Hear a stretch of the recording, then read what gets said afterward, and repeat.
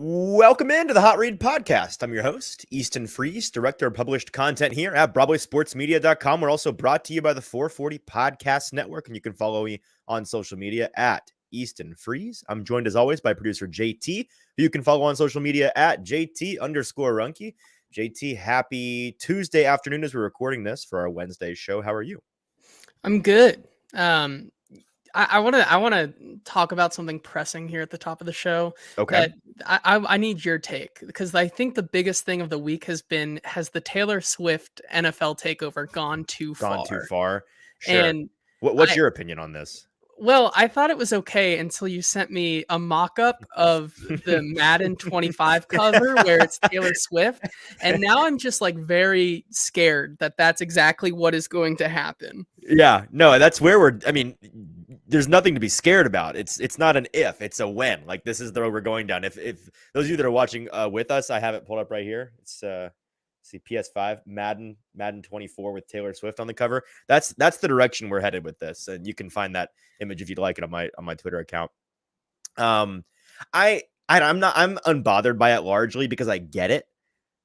So I kind of I'm going to play both sides here a little bit because I understand the frustration around it. I'm not a Swiftie. I don't like, I think she is very, I really respect her for what she does. She's fantastic at what she does. She is easily the most brilliant marketer in the public eye in at least the US, but maybe the world. Like, what she does and the way that she promotes herself and makes it just prints money.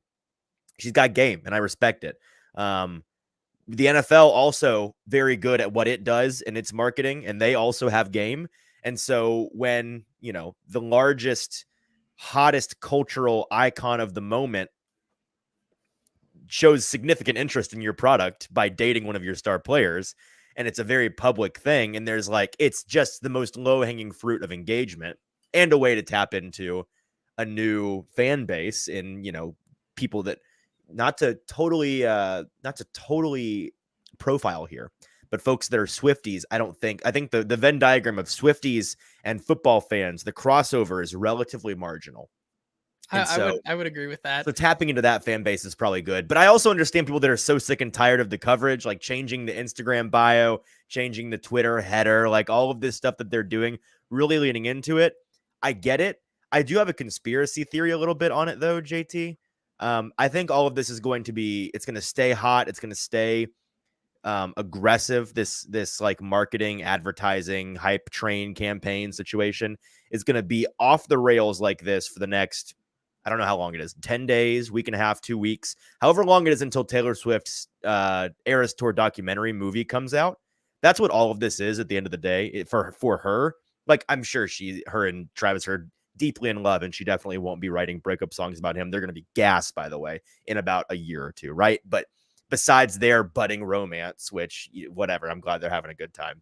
I think that the public eye portion of all of it is mostly a very good way. I mean, what is the easy, like, it's fall in America. What is the vessel to most easily reach the most Americans this time of year? It is NFL football. Like, just be a part of the NFL and what they're doing, and you instantly have tens of millions of eyeballs on you, and therefore your brand, and therefore the documentary that's going to come out, and the NFL is going to help you in promoting that. And she wants to, I've read articles about how she's like wanting it to be the most popular, biggest like tour documentary ever, which it was already going to be, I'm sure. But now it's a lock, and good for her. And she's going to print money off of that too. So I do just have to say the fact that on Sunday Night Football, like 8 out of every 10 like commercial breaks was right. like started with the trailer for that exact thing.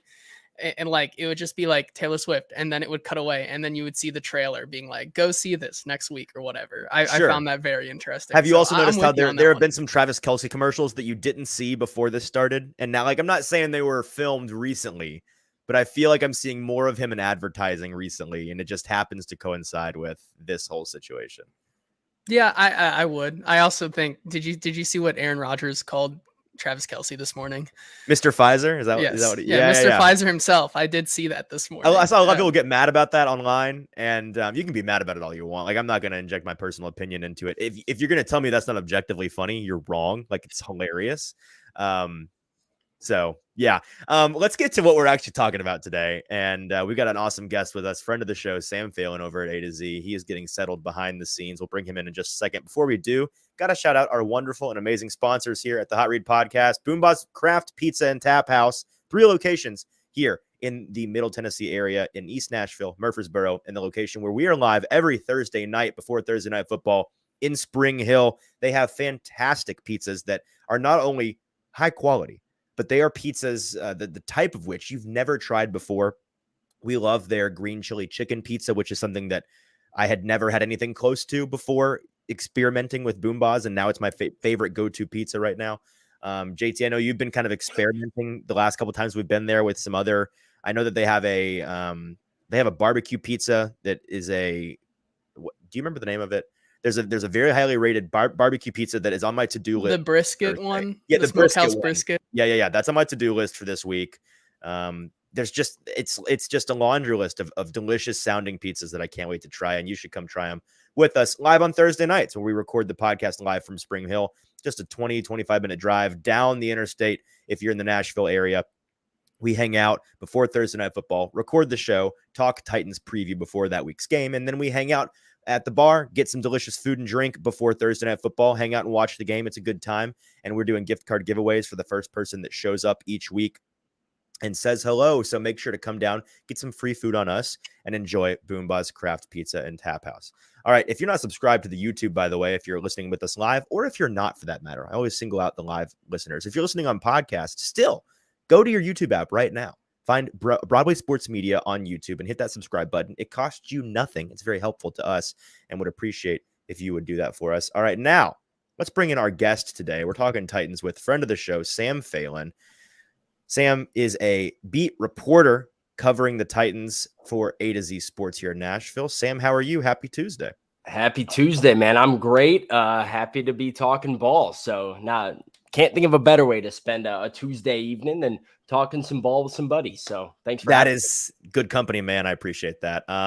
We're talking a little bit of last week, a little bit of next week. And this is, there's always a theme, a narrative theme, it feels when you're doing what we do and you're trying to find the story, find the thread of where the story with this team is going week after week. Some weeks, I felt after that Browns game, it was a difficult one to really spin in any way because nothing worked. And it's like, you can't really contrast the good and the bad. It's just gradations of horrible. This week, the complete opposite, right? And luckily they happen back to back. And so you can kind of combine the 2 weeks and say, which one of these performances is more indicative of what this Titans team is? And so that's where I want to start today. Kind of, would the real Titans please stand up? What do you take away from the last 2 weeks of football from the Titans? What do you think is replicable the rest of the season? And what do you think may be, maybe a little bit smoke and mirrors from last week and in Cleveland was more indicative of what this team actually is? Yeah. So, I think the definition, at least so far, of the 2023 Titans is inconsistency, both in the box scores, obviously, but also in individual performances. And that's something Mike Vrabel, as you know, Easton, harps on in a lot of his press conferences, and players love to talk about in the locker room. And I think it translates to what we've seen on the field so far, is a team that you're like, where did this Titans come from? Right. Where did that Titans come from? Yeah. And we're doing this up and down roller coaster. So my hope is that the 2023 Titans end up not being this roller coaster story that's like good, awful, great, awful. Sure. But that we can start to see some more positive momentum and building. As far as individual factors of that game, the only thing that I think doesn't translate or maybe won't translate down the line is the Titans secondary. And how different that game plan potentially looks with a healthy Joe Burrow. With a quarterback that's not throwing the second he gets the ball, right? You actually have to survive downfield more than 1.4 seconds. Yeah, I looked at the stat today. Week 1 against the New Orleans Saints, Derek Carr threw 15 passes 10 or more air yards beyond the line of scrimmage, like 10 plus yards down the field. Week 2, Justin Herbert threw 16 passes of that nature. Week 3, Deshaun Watson threw 9. Joe Burrow threw 4 on Sunday and was 1 for 4 on those completions. So for a Titans secondary and defense that keeps saying, oh, well, let's not give up explosive plays through the air. Your job's a lot easier when all of the plays are out in front of you and all you have to do is tackle. So I'm curious to see how that group does moving forward. But I mean, I think things like your pass rush, your running game, and what the Titans are capable of doing, and like play action passes in the passing game, those are very sustainable to me. But like there's building blocks of this team that need to hold this foundation in place. No, I agree. And you're right. I think that the most fraudulent's not fair because you play the opponent that you're given, but the most fraudulent way, or the most fraudulent element of this team was that secondary, that the ability for them to just play so aggressively and downhill, knowing that Joe Burrow was going to get that ball out quickly. That's not something that's going to translate. We can kind of start defensively there because with the offense, I agree, Lou Anarumo is still very good at what he does. The Bengals defense, still one that going into that game, I think a lot of people, I certainly was of the mind, good defense, not a walkover in any way. And the Titans offensively, it all clicked for them. So we can talk more about that in a minute. Let's start with the defense where you are facing a more beat up Joe Burrow. I tweeted a couple of clips earlier today. There was, especially on that first drive, when I was watching the tape, what was standing out to me was the Titans defensive front was not respecting his ability to rush in any way. And it was super evident, even pre-snap, they weren't respecting the gaps on either side of the center pretty much on a play-by-play basis. They weren't worried about Burrow taking off down the center of the line and stepping up in the pocket at all. And there are plenty of, I went and found a clip from his rookie year where he burned a team with a 30-plus yard rushing touchdown in that the defense showed him the exact same front. He took off running on the goal line, just 4 or 5 yards from 7 points on Sunday. Joe Burrow, Tier Tart and Jeffrey Simmons are both lined up on the outside of the guard with plenty of daylight in the middle. They both take an outside tack. An even remotely healthy Joe Burrow was scoring 7 points there all day long. It wasn't a fluke. Like they just knew he wasn't going to move.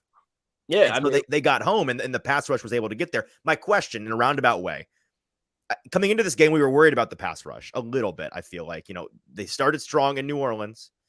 They kind of, everything disappeared in Cleveland, obviously.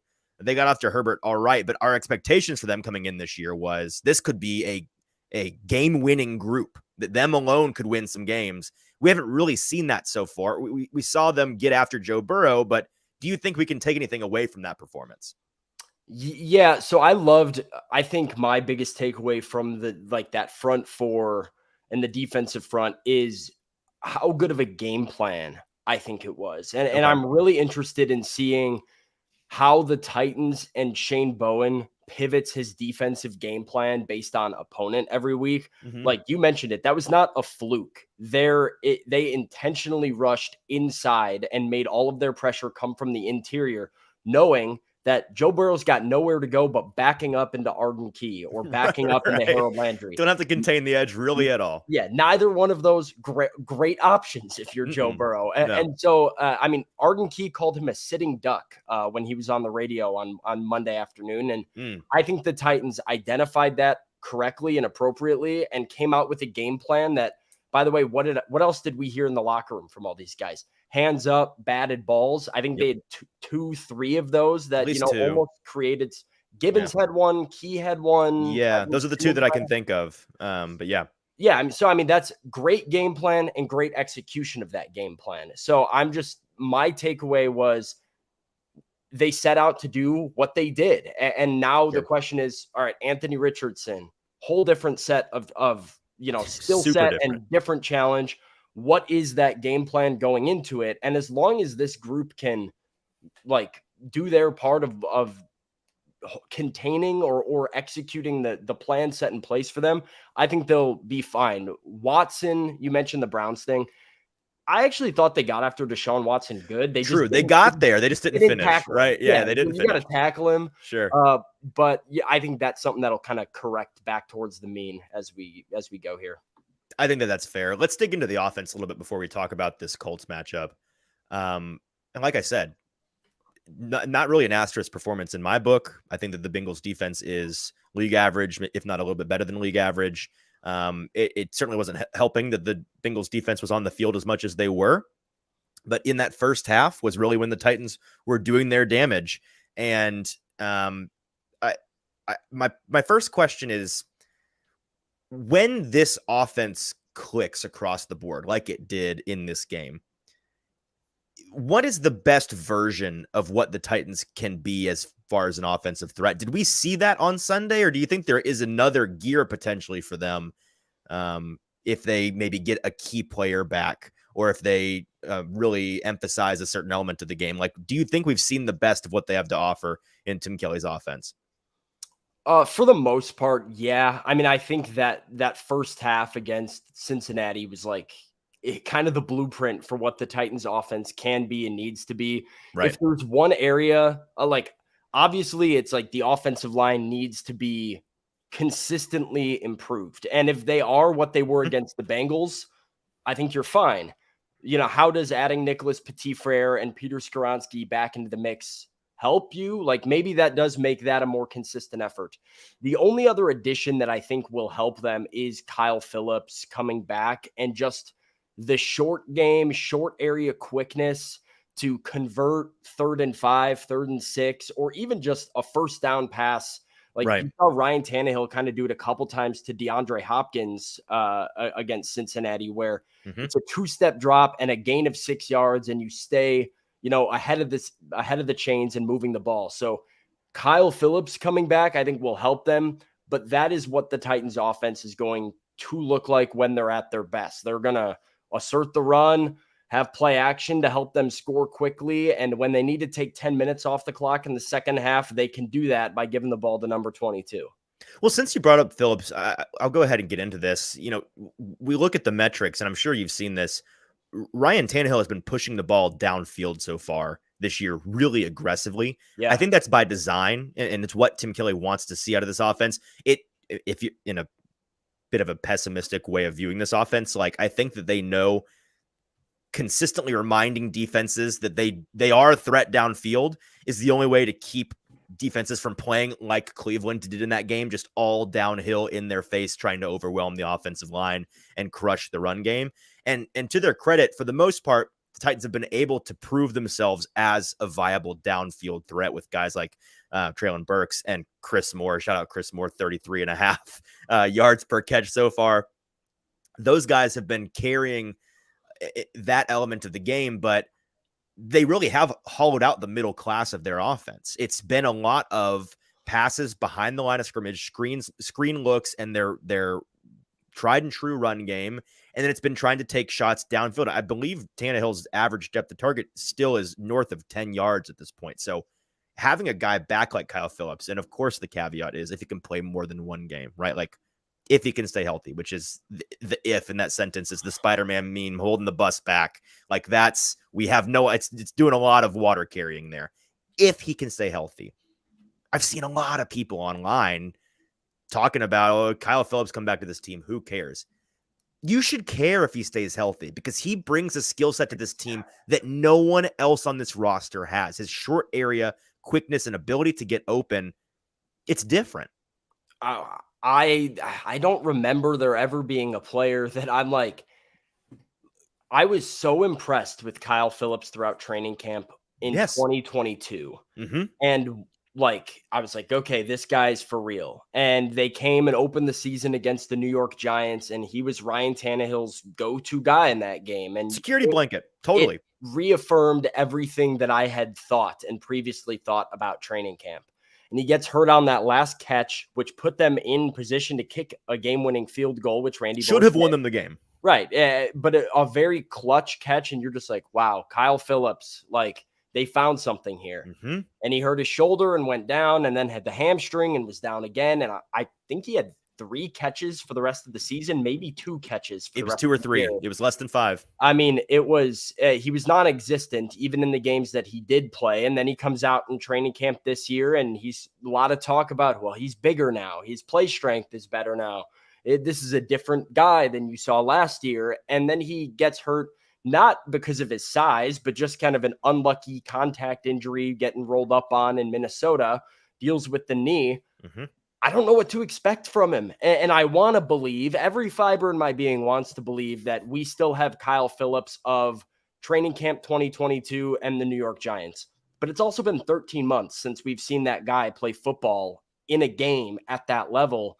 Yep. And so I don't blame Titans fans that have some reservations about this. There's a lot of question marks and mysteries to, one, can he stay healthy, Easton? But then, like, 2, is he that guy still? We're, again, over a year since Kyle Phillips did that performance, and you can only dwell on it for so long. Sure. I mean, I would wager, and I totally understand, truly I do, fans not buying it.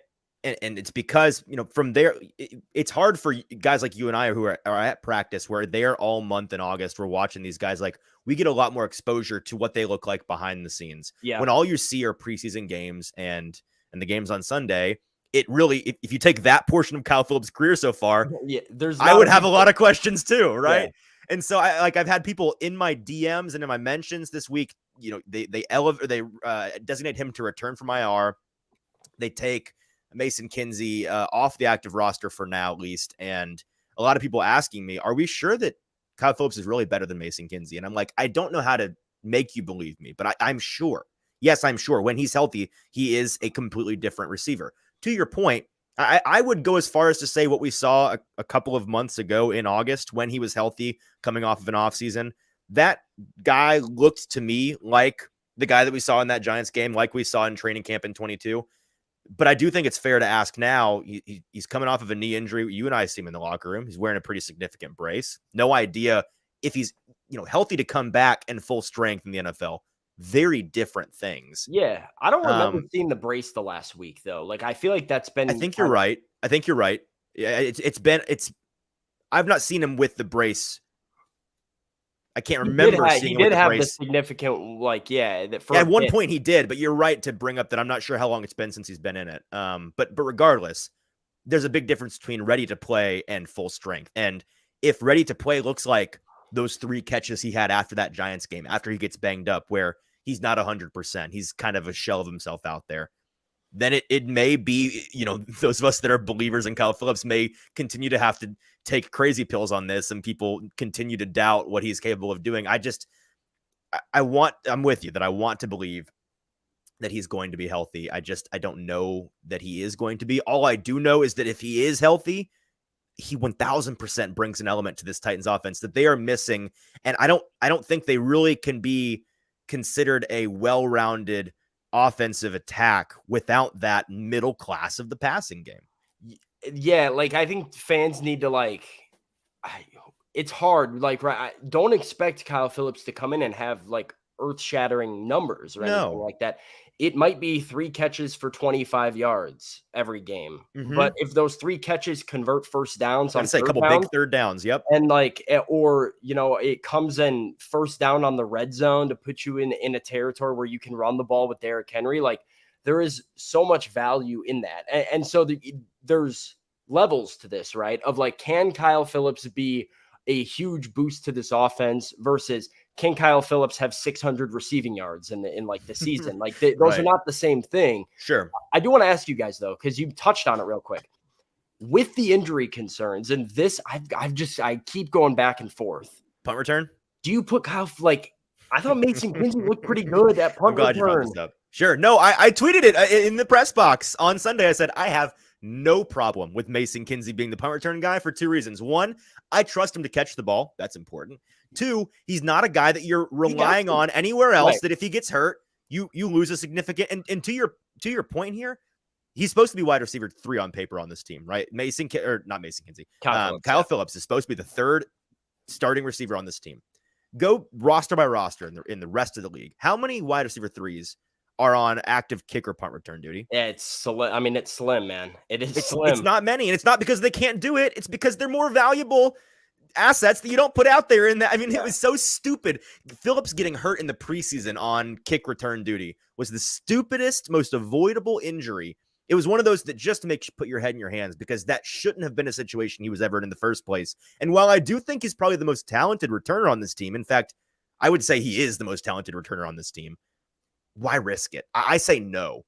Yeah. And I was going to say real quick, like, that is like, to your point where you're saying, well, why, like, fans don't see what you do. Well, fans see last time Kyle Phillips actually returned punts, like the trouble actually securing the ball. And then you see Mason Kinsey out there this past week looking like he's playing with his hair on fire, giving you plus yardage. Reliably. He does catch it reliably. So I would say, like, I don't see a problem with that if you were to keep both of them.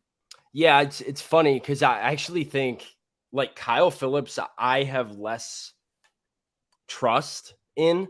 Like, he is the best returner, but he also has dropped the most punts. Right. If I told you he's going to catch every single one, you'd say, sure. I'd say make him the punt returner. But yeah, I mean, there's a reason that, like you said, that you had a guy like Kearis Jackson on the roster to begin with, and you had him as your punt returner. It's because he's your wide receiver 6 and, or wide receiver 5, or however you want to slice it. Right. He's your punt returner. And so I think it was a pretty curious move, and I'm interested in seeing what the Titans kind of do for the rest of this week here. What do you think they're going to do? Do you get the impression they're going to bring Kinsey back to I have to think Mason Kinsey will be back on the practice. I don't know if they'll elevate him, but I have to think he'll be back on the practice squad. No, I'm sure he'll be on the practice squad. I just, with and you bring up Kearis Jackson, I'll be honest, he's not been front of mind for me in like a week. We don't expect, he's on IR, but we don't expect him back at the earliest until week 9. I think it's a bit severe with him, so it's not going to be quite like a 4-week stint for him. The other thing is I don't expect Treylon Burks back this week, so I think you might have another wide receiver spot. You have Shi Smith on the practice squad, who's done some punt return in the past. Is that an option? It would shock me if Mason Kinsey wasn't back on the practice squad, but I no idea. I mean, it feels risky. I mean, it doesn't feel smart for a guy coming off of a knee when you have other capable options on your team and or practice squad that can return punts, for you to throw that guy in a vulnerable spot as a returner. Well, you mentioned Burks, and I've written down here MPF, Burks, Phillips. What do we expect and when? So let's transition to that. You say you don't expect Burks back. I've been busy the past couple of days, not plugged in there at St. Thomas Sports Park with you guys. Do you have reason to believe that he won't be back this week, or is that just your impression? Just from what I've heard. From what you've heard. Okay. I think it's going to be a little bit more long-term than a week-to-week sort of, issue here. So I don't think there's a timeline on it yet, but I would be you might be looking after the bye, just a guess. I don't know with Treylon Burks. That's, kind of where I feel like it's at right now. So I gotcha. Okay. I wanted to make sure there was something that you've heard and not just a guess there. Yeah. Sure. No, I got you. So Burks, we're not expecting him back at the moment. NPF is back.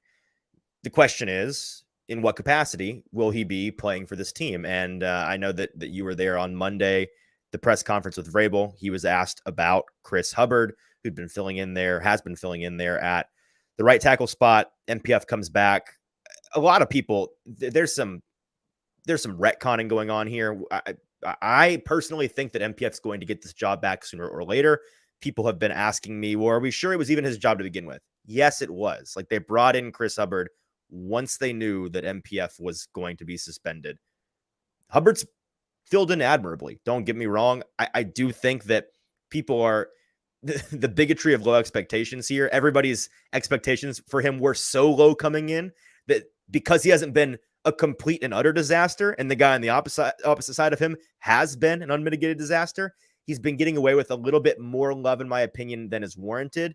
He's been fine, but he's needed a lot of help, and he's been one of the weaker links on this offensive line, Chris Hubbard, that is. What do you think we see from MPF and when? So, I mean, the hope is that he's out there practicing. I think the Titans are kind of blind at this point as to what NPF is going to look like. They haven't seen him since training camp. So that was kind of Mike Vrabel's.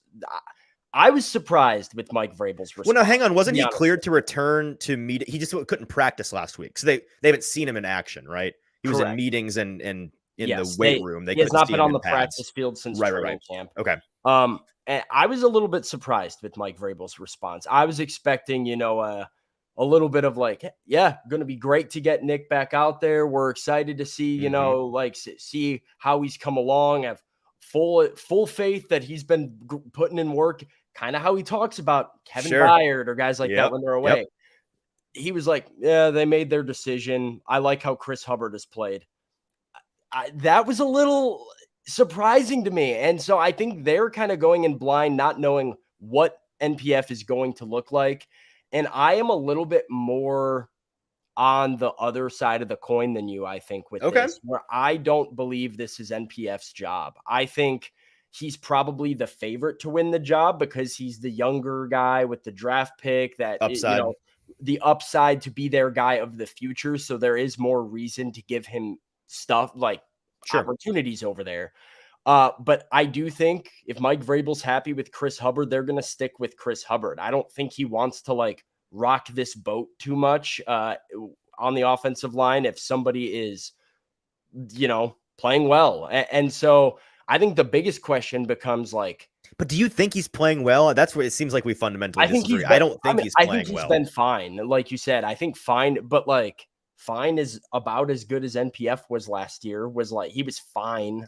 Down the back half of the stretch. Yeah, 100%. And so like, I do think there was a slight misconception with NPF's play as a rookie too, where there was like this idea that he was some like, oh, he's like, write him in pen as your right tackle. Well, through about 6 weeks, that's what it was, and it was fair. And then it all came crumbling down. Correct. Right? So I don't know, man. I think they're going to have to just stick with what works. And there is some sort of feeling that like that offensive line played pretty well against Cincinnati. And if you feel like they're starting to get some momentum. I hate to be that guy, but pretty well, like it played well enough. Can we say well enough? I'll say well enough. Okay, I'm okay with well enough. I think they're okay with well enough. It felt like it was barely good enough to be like it was good enough for the offense to be great, and the offense was great, but you're not getting that level of offensive output with any like 5% less from the offensive line.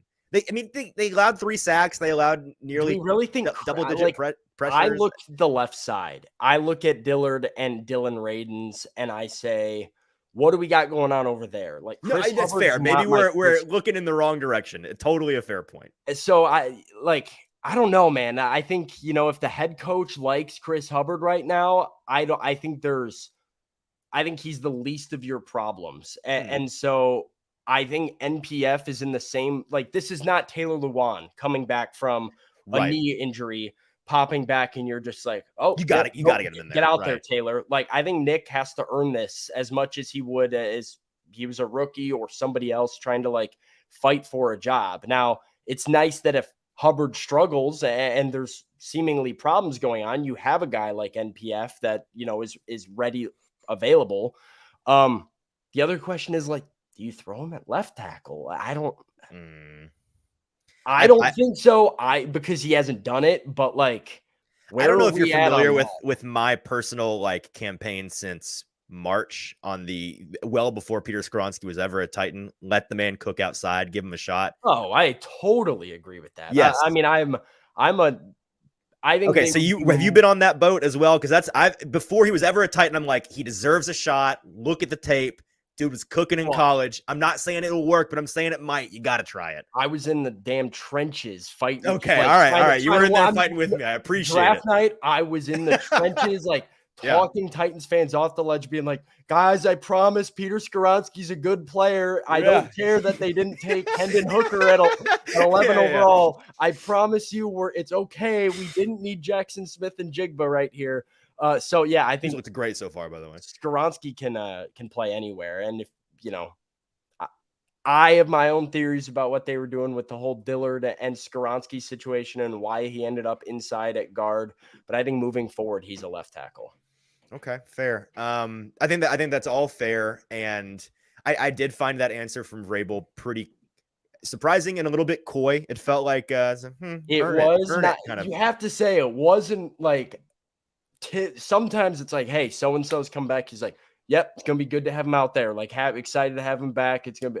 It was kind of a question about NPF where he goes. I know. I Even like a guy how like Chris Kyle Hubbard's Phillips, I feel playing. like if we asked him tomorrow, Kyle Phillips coming back, he'd be like, "We're excited to have Kyle back. Can't wait for him to get out there, be an impact on the team." With NPF, none of that love, none of that warmness. I like how Chris Hubbard's playing. and to your point, it isn't like, you know, a Lewan coming back. That actually though is kind of the crux of my argument for getting MPF in there, because I do see MPF as the only guy that the fundamental thesis here is you really can't be viable in the NFL with 2 bad tackles. You can have 1 bad tackle and you can plug that hole, but you can't do it on both ends. And MPF feels to me like, and this is going on the assumption that they're going to be hard-headed about Dillard and stick with him as long as they possibly can, which maybe they won't, but do we really have reason to believe that they won't? Just, you know, go to week 15 before they take a shot with somebody else. Do you see any world in which, unless it's truly like he's allowing 4 or 5 sacks every game, they move off of Dillard at left tackle anytime soon? Yes. You do. And I didn't think I would, but yes, I do. I don't know what the threshold is or what the standard is there. Okay. Maybe like a bye week switch out or something. I think the Titans brass put too much into this roster being a contender for one man to be their detriment here. And so I think, you know, couldn't you say the same about last year though? Like, what's the difference? What's the difference with how they stuck with Daly? I don't think they had another option. I mean, like their only other guy last year was LaRaven Clark. Like they were fresh out of options. And I think there is more potential to try a Dylan Radins, Peter Skoronski. I mean, Radins existed last year. Chris Hubbard. They finally put him in there and then he tore his ACL. I mean, there's 5 guys, right? I mean, Hubbard, Murray, Skoronski, Radin, like there's a number of guys you could throw at left tackle. You've got a full bullpen now. This is true. There's a full bullpen. And I also think there's part of it where you might want to see what you have in some of these younger guys before you get to the offseason and have to see if you need to draft a left tackle or sign a left tackle. Like if Peter Skoronski is going to be your future left tackle, maybe see him out there for a game or 2. Or what is Dylan Radins on this team moving forward, being a former 2nd-round draft pick that, you know, hasn't played a ton of tackle before? Is he a tackle? Can Nicholas Petitfrere move to the left side eventually, or is he right side only? Those might be questions they want answered. And I think if they hit a point where the patience with Dillard is up because they know, all right, we can't mess around with this anymore. We need to win, and we need to win now and try anything. I could see a scenario where it is. I think it's more likely than last year's deal with Dennis Daly, just because I think like the options are more plentiful behind the starter. Like last year, I mean, LaRaven Clark, woof. I mean, that was your second best left tackle option. Yeah. No, that's totally fair. That was a good conversation. I love that. 2 more things before we get out of here. Looking at the Titans Colts game, first divisional game of the year for the Titans. They are currently in 4th place in the 2-2 AFC South because they are the only team to not have played a divisional opponent yet. What are some things, before we dive into the Colts in particular, about this group in the AFC South? Because, you know, every year we come in, you look at the Titans schedule, you look at the landscape of the division, you feel like in your head you have a pretty decent understanding of what this group looks like. And then, of course, that gets shattered by a month in. And here we are a month in. And things that I think were pretty popular convention in August, it really has not come to fruition so far. A couple teams overachieving, one team in particular underachieving so far. What surprised you most about this division? The 2 rookie quarterbacks being this good this soon. Good answer. Yep. CJ Stroud was my favorite quarterback in the draft coming out. I liked him exponentially more than Bryce Young. Was kind of low on Anthony Richardson as far as what he could be for the Colts immediately. Like we all knew the ceiling was high, but this felt like a project. But like even a guy like CJ Stroud has looked far more polished as a passer than I thought he would at this level behind that offensive line. It's been less the output and more the output in the circumstance, right? It's been crazy how good he's been in such a bad situation. I mean, he's throwing to Nico Collins, Robert Woods, and Tank Dell behind a really bad offensive line, and he's getting it done. And they're feisty at 2-2. And then, I mean, Anthony Richardson already being this good as a passer has been very surprising to me as well. Have you seen the discourse today? Anthony Richardson's actually a bad quarterback online. That's the take today. I haven't seen. No, I'm saying to those people that are saying that. I got you. It. Yeah. It's the ultimate. Have you actually watched Anthony Richardson litmus test? Because if you watched it, it's special. There's some special there. Yeah, I mean, his ability to like create explosive plays, not just on wide open receivers and deep balls, but fitting balls into tight windows. Obviously, we know what he can do with his legs, and then how his explosive athleticism has allowed them to run the ball successfully with Zach Moss and insert running back here. So how that might progress for Indianapolis moving forward as maybe Jonathan Taylor gets back into the mix.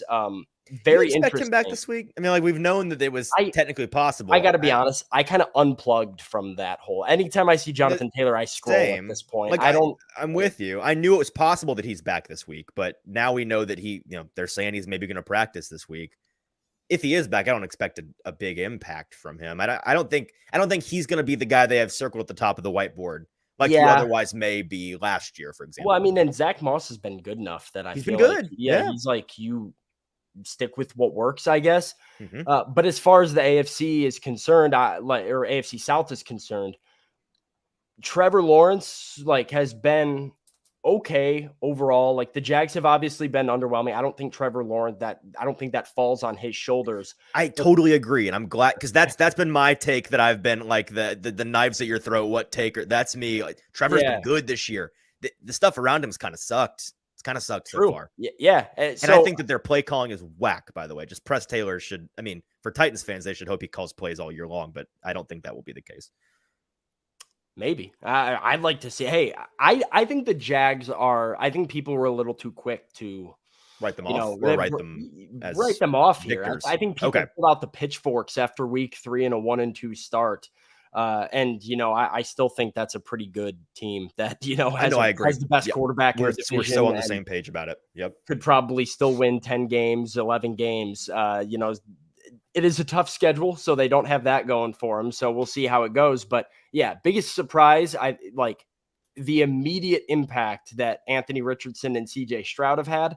And for a Titans fan, I'd be like, like, we already have Trevor Lawrence, and now these two guys look like the odd man out. We look real good real quick. Yep. Our guy is inactive still, so I don't. Yeah. Were you the one I was talking to in the press box on Sunday? It's like this week 4, we got to see 5 rookie quarterbacks start. We got Aiden one O'Connell. Of them was not Will Levis. Yeah. In fact, he was not active. Not necessarily an indictment of him, but certainly not glowing praise of him. I agree with the general take on the AFC South. I do think it's one of those things. A lot of Titans fans this year, the talk was, well, this team, second place schedule, you're getting 4 games against the Colts and the Texans. Now it's like second place schedule, but you got to play 4 games against the Colts and the Texans. Though those two offenses, all of a sudden, no easy out. And as the divisional games go, certainly room for some strange things in this divisional game. Titans Colts. We've already touched on how it couldn't be any bigger of a difference going from trying to defend one-legged Joe Burrow to containing Anthony Richardson in the pocket, containing that rushing ability. It's going to be such a different challenge for them. Do you think that they take the playbook that they have established for break glass in case of emergency when playing Lamar Jackson, when playing Josh Allen, these other rushing quarterbacks in the league that you have to contain? Is it going to be more of we're going to hear in the locker room this week a lot, contain, don't kill, their favorite go-to with these passers that can run like this? Is it going to be a lot of capture, don't kill with these guys? I hope so. Yeah. I think that's kind of what it'll look like. we know the Titans can stop the run for the most part. So can they? Haven't heard that. I've heard no one yeah. mention that. Yeah. Have they? How's this decent run defense I looking? think. Yeah. We know they can stop the run, and so it's all going to be about staying true to their rush lanes and not breaking contain, trying too hard to make something happen and get it, but go and get a sack or something like that, right? Mm-hmm. Patrick Mahomes is a great example of this last year in that overtime loss where the Titans, or just any time they've played Patrick Mahomes, because he's done it every time. Yeah. I mean, it was a game, though, that the Titans defense really limited what they were able to do passing the football and kind of really made the Chiefs work for every yard. And as that game started to come to a close, they lost that game because they broke contain on Patrick Mahomes a couple too many times, and he scrambled for first downs and eventually a touchdown. Yep.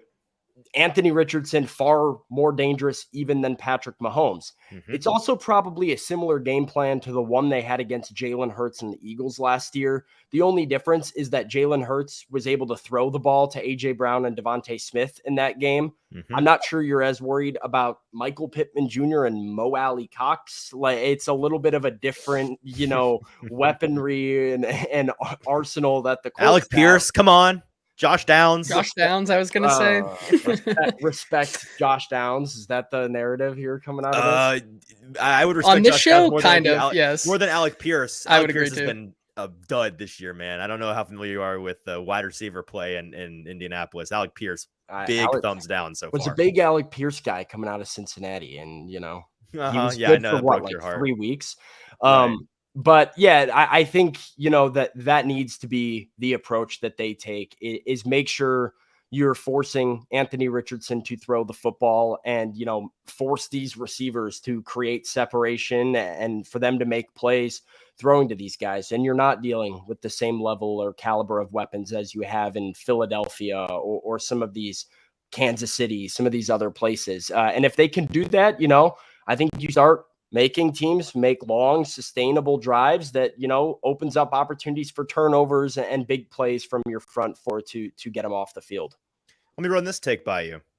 In this game, the guy that I'm worried about in this vein, containing, capturing, not killing, I think this is the put up or shut up game for Harold Landry.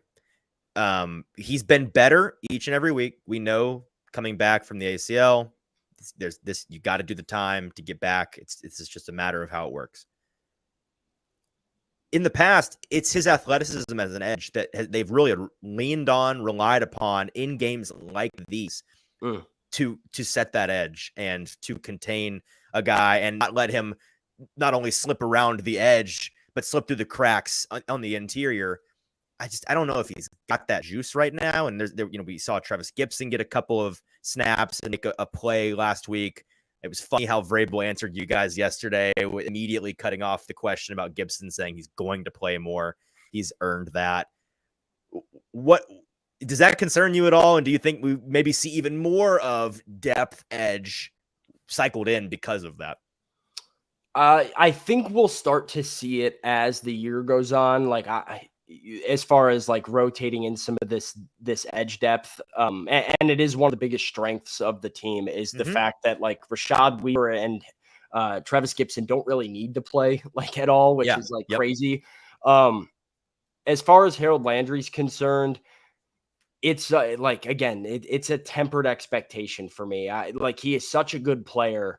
But if you were expecting him to come out here and have like 11, 12, 13 sacks again, I think you were expecting a little too much from somebody off the ACL surgery. So he can say all he wants, like, oh, I'm feeling stronger.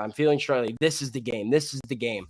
I think you might just have to come to grips with the fact that like Harold Landry won't be the same guy this season. And he can be that guy moving forward. I still think he needs to be out there and can be impactful for them in some ways.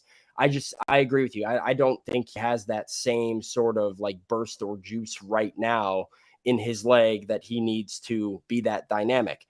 About Travis Gibson in this game, this would actually be the last time I want to play him. Travis Gibson is a guy that can win his one-on-one and has tunnel vision and blood on his eyes going after a quarterback. Right. See ball, hit He's ball. the exact guy that Anthony Richardson would sidestep and beat yeah, for a that's 25-yard gain. Yeah, and I watched in Chicago for 4 years. Yes, you did. I have seen this guy get sack after sack after sack, and similar to like a Yannick Ngakoue, that's all he can do is get sack after sack after sack. So I think Harold's speed to the perimeter could help them against the run or in contain. I think this is a game that he might not get, a sack or 2 sacks, but that he can actually have a big impact for them. Also, like, they didn't have an Azeez Al-Shire on this defense last year when they were dealing with some of these rushing quarterbacks. And as we saw against the Bengals, that man flies to the football. So I think that's a pretty good omen for this missile. week. Yeah, no, I agree. I can't get you out of here without. The fine people deserve a state of the Chicago Bears from our favorite Chicago, not resident, former resident, lifelong fan of Chicago sports. What do we make of the Bears right now? Currently, if the season ended today, picks 1 and 2, baby. Start it all over, blow it up. I hope you have faith in that front office's decision making. Caleb Williams looking nice and good. The state of the Chicago Bears is it's a heavyweight battle to see what wins out. The suck of the Chicago Bears, or the talent of Caleb Williams. They cannot ruin this man. They it feels like the impossible guy. It's impossible. It's like when the unstoppable force meets the immovable object. Mahomes wouldn't have been Patrick Mahomes if the Bears would have taken him over Mitch. I think he would have been Patrick Mahomes still, maybe not to the extent, but he still would have been like a franchise. Unless the organization has some literal voodoo magic ability to ruin anybody and everybody. Right. Scheme and coaching and all of these things do matter. I think Caleb Williams is can't miss. He is so good, and I stay up way too late watching Pac-12 football every Saturday night because I have tunnel vision right now. I cannot. I was in like this mode like a couple weeks ago, being like Justin Fields. We had Jared Verse. We had Marvin Harrison Jr. with 2 of our top 5 picks. We're looking pretty nice. And if they come away with anything other than Caleb Williams, I'm going to be pissed at this point. So sure. Matt Eberflus is not it. Get him out of there. Yeah, they're going to have to. I do believe in Ryan Poles. I'm trying to stay a little bit more patient with him, given the hand that he was dealt. So I'm trying to, that just Claypool trade doesn't bother you at all? That bothers me a whole lot. Okay. But I think overall I like his patience. I think might end up being very good. Like, he could have gone all out and like traded all his picks for Chris Jones when like that whole holdout was happening, and tried to spend big on the D line this offseason.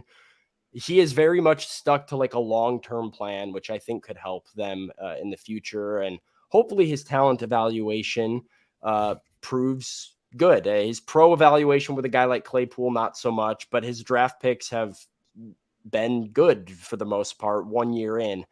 So we'll see. I'm trying to give him some time. Eberflus has to go. The other guy, Jim Harbaugh. Who says we're gonna do that? We're gonna ride this carousel again. We're gonna ride this carousel again. All the way in the carousel. Oh, okay, all right. And Conducting the train. I'll start the discourse. I'll be the guy that puts it out into the ether.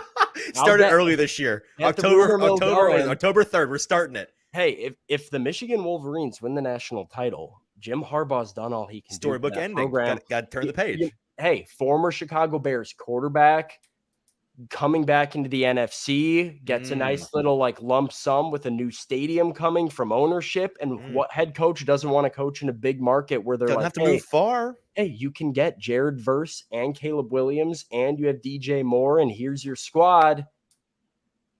Says no? Sure.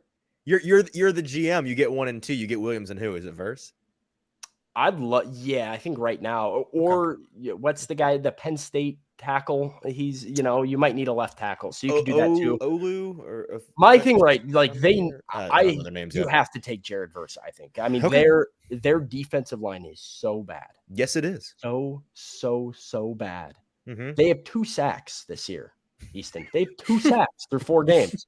They are so bad. They're on pace for 8, maybe 9 by the end of the year. If they get lucky, they might break double digits. I have Bears fan friends that are like, we're coming into this year being like, brother, we got DeMarcus Walker. I said, brother, that is nothing to write. It's nothing to write home about, my guy. Like, he had 6.5 sacks last year because Jeffrey Simmons pushed a quarterback into him 4 times. This is true. Yeah. Handed a sack. So, one step. You got it. Bears fans were on one a little bit this offseason. They were on one. It's been it's just a tough go for guys like me across the board. White Sox, Bears, and that Fighting Illini is not exactly the combo that kids dream of. Well, at least the Cubbies are sitting at home too. So yeah, that was a nice little consolation for sure. All right. He's Sam Phalen. This has been the Hot Read Podcast. Sam, tell the people where they need to check out all of the good work that you're doing covering the Tennessee Titans. Yeah, man. AtoZsports.com for Titans written coverage. If you feel like diving into some deeper dive articles about, my thoughts on the state of the team. AtoZ Sports Morning Show and Titans at 2 coming on YouTube Live. And then on Twitter at Sam_Phalen. That's probably the easiest way because I'm, pushing everything out on there. So at Sam_Phalen for that content on Twitter, X. I don't know what you guys are doing now with that whole deal. It's the website, Twitter. Everybody knows what it is. That one site we all know. Yeah. Where to find us, that one. If you're on Threads, you're kind of a weirdo. But sure. Blue Sky. You got a Blue Sky code? You're not even familiar with that. I have no idea. Caught wind of Blue Sky. Oh yeah, no. It's a third competitor that nobody asked for. Okay. All right. He's Sam Phalen. This has been the Hot Read Podcast. We'll be back live on Thursday from Boom Buzz Pizza, Craft Pizza, and Tap House in Spring Hill talking Titans Colts preview. Sam, appreciate your time. JT, appreciate you being here. We'll talk to you guys again on Thursday.